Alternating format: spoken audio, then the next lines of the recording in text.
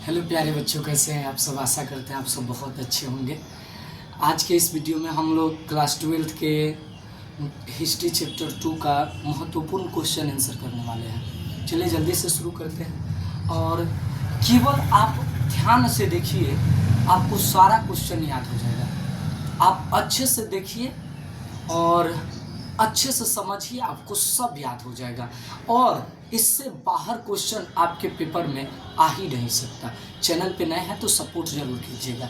आगे देखिए पहला क्वेश्चन करें, जनपद क्या है। जनपद क्या है ये क्वेश्चन कर रहा है। जनपद क्या है? तो जनपद लोगों का स्थानीय निवास है, निवास स्थान है। जनपद क्या है? लोगों का स्थानीय निवास स्थान है, यानी कि लोगों के स्थानीय निवास स्थान को जनपद कहते हैं। आज के समय में जनपद को जिला से तुलना किया जाता है। क्लियर हो गई बात? मतलब लोगों के निवास स्थान को जनपद कहते हैं और आज के समय में जनपद की तुलना जिला से की जाती है। अगला क्वेश्चन है, महाजनपद क्या है। आपका क्वेश्चन है अगला, महाजनपद क्या है। तो अनेक जनपद मिलकर जिसका निर्माण करते हैं उसे महाजनपद कहते हैं। यानी जनपद का समूह महाजनपद कहलाता है और ये भी लोगों का स्थानीय निवास स्थान होता है। क्लियर हो गया बात? दो क्वेश्चन आपको समझ में आ गई कि नहीं आ गई? आपको याद करना है, आपको लिखना नहीं है। कॉपी में लिख कर क्या करोगे या मोबाइल में स्क्रीनशॉट मार कर क्या करोगे जब माइंड में नहीं रहेगा? तो इम्पोर्टेंट काम क्या करना है कि माइंड में क्वेश्चन को सेट करना है, तभी ना पेपर में हम कर पाएंगे, है कि नहीं बात? तो आप केवल अच्छे से समझिए, है ना। जनपद क्या है? लोगों के स्थानीय निवास स्थान को जनपद कहा जाता है। चलिए भाई, याद हो गया कि नहीं? लोगों के स्थानीय निवास स्थान को जनपद कहा जाता है। आज के समय में जनपद की तुलना जिला से की जाती है। आपका तो ये एकदम क्लियर हो गया भाई, ठीक है। महाजनपद, अनेक जनपदों का संग्रह महाजनपद कहलाता है, ठीक है भाई। अनेक जनपदों का संग्रह महाजनपद कहलाता है। आज के समय में महाजनपद की तुलना जो है एक राज्य से की जाती है, एक बड़े राज्य से की जाती है। आपका अगला क्वेश्चन है, पुरातात्विक स्रोतों से क्या जानकारी मिलती है। और याद रखिए ये आपके पेपर के लिए बहुत ज़्यादा इम्पोर्टेंट है। पुरातात्विक स्रोतों से क्या जानकारी मिलती है, ठीक है। तो पुरातात्विक स्रोतों से मुद्राओं की जानकारी मिलती है, अवशेषों की जानकारी मिलती है, सांस्कृतिक जीवन की जानकारी मिलती है, विभिन्न इमारतों की जानकारी मिलती है, लोग किस तरह से प्राचीन समय में रहे थे उन सभी लोगों की जो है ना जानकारी मिलती है कि वो कैसे अपना जीवन यापन करते थे, उनकी सामाजिक जीवन, उनकी सांस्कृतिक जीवन की भी हमें जानकारी मिलती है। तो याद कीजिए जल्दी से, पुरातात्विक स्रोतों से क्या जानकारी मिलती है। तो पुरातात्विक स्रोतों से मुद्राओं की जानकारी मिलती है, मुद्राओं की जानकारी मिलती है। याद हुआ कि नहीं पहले बताइए भाई? पुरातात्विक स्रोतों से मुद्राओं की जानकारी मिलती है, अवशेषों की जानकारी मिलती है, सांस्कृतिक जीवन की जानकारी मिलती है, विभिन्न इमारतों की जानकारी मिलती है, प्राचीन समय में लोग किस तरह से रहते थे, है ना, इसकी जानकारी जो है पुरातात्विक स्रोतों से जो है मिलती है। क्लियर हो गई बात?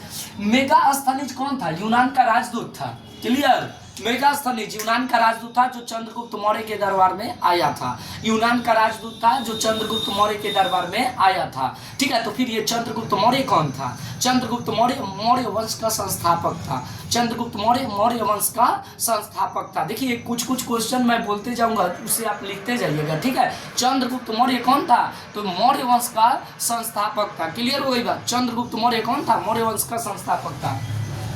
मेगास्थनीज कौन था? यूनान का राजदूत था और ये चंद्रगुप्त मौर्य के दरबार में आया था। अशोक के धर्म से आप क्या समझते हैं? देखिएगा, सम्राट अशोक ये मौर्य वंश से थे, मौर्य वंश में शासन करने वाले, मौर्य वंश के ये राजा थे। सम्राट अशोक कौन थे? मौर्य वंश के जो है राजा थे, ठीक है। इसके धर्म से आप क्या समझते हैं? सम्राट अशोक ने अपने साम्राज्य को चलाने के लिए कुछ नियम बनाए थे, उसे अशोक का धर्म कहते हैं। फिर से सुनिएगा, अशोक के धर्म से आप क्या समझते हैं? आंसर, सम्राट अशोक ने अपने साम्राज्य को अच्छे ढंग से चलाने के लिए एक नियम बनाए थे जिसे अशोक का धर्म कहते हैं, जिसमें निम्नलिखित बातें सम्मिलित थी, जैसे जीवों की हत्या न करना, अपने से बड़ों की सम्मान करना, है ना, तो इसे अशोक का धर्म कहा गया। उचित न्याय करना, है ना, इस तरह की व्यवस्थाओं को अशोक का धर्म कहा गया। क्लियर। इतिहास के लेखन में इतिहास के लेखन में, है ना, अभिलेख के क्या योगदान है। ठीक है, अभिलेख क्या है। अब देखिए, पत्थरों पर लिखा गया लेख अभिलेख है, पत्थरों पर लिखा गया लेख अभिलेख है। क्लियर हो गई बात। जो भी पत्थर पर लिखा जाता है, जैसे आप अपने घर से निकलोगे, कहीं आपको जाना है, जैसे आपको पटना जाना है, तो आपको रास्ते में मिलेगा पत्थर पर लिखा हुआ पटना की दूरी 10 किलोमीटर, ये और भी तरह तरह की जानकारियां, है ना। तो जो पत्थर पर लेख लिखा जाता है उसी को अभिलेख कहा जाता है। और अभिलेखों, इतिहास के लेखन में अभिलेखों का क्या योगदान है, बहुत योगदान है। जैसे क्या, इन अभिलेखों के माध्यम से पता चलता था कि एक राजा का साम्राज्य कहाँ तक विस्तारित था, कहाँ तक फैला हुआ था। इनसे ये मालूम होता था कि ये जो राजा थे ये अपने साम्राज्य में किस किस चीज का निर्माण करवाए थे, जैसे मंदिर बनवाए थे कि नहीं बनवाए थे, पाठशाला बनवाए थे कि नहीं बनवाए थे, है ना, विभिन्न प्रकार के भवनों का निर्माण करवाए थे कि नहीं करवाए थे। आगे बात समझ में ना।